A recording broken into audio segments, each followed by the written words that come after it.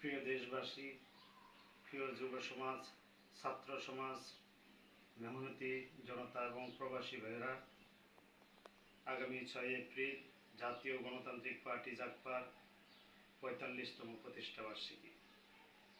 ৪৫তম প্রতিষ্ঠা বার্ষিকী উপলক্ষে বিশিষ্ট আইনজীবী, জাগপার সংগ্রামী সভাপতি ব্যারিস্টার তাসমিয়া প্রধান এবং সহসভাপতি ও দলীয় মুখপাত্র রাশেদ প্রধানের পক্ষ থেকে আপনাদের সবাইকে জানাচ্ছি শুভেচ্ছা এবং মোবারকবাদ।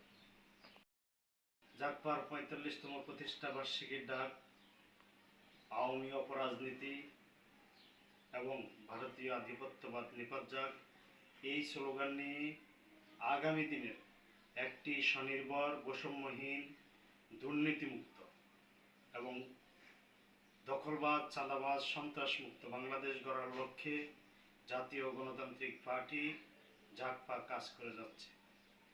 আল্লাহ আমাদের এই প্রতিষ্ঠা বার্ষিকীকে কবুল করুন, দেশের খেদমতে কবুল করুন। দেশবাসীকে আবারও প্রতিষ্ঠা বার্ষিকীর শুভেচ্ছা জানাচ্ছি। আসসালামু আলাইকুম।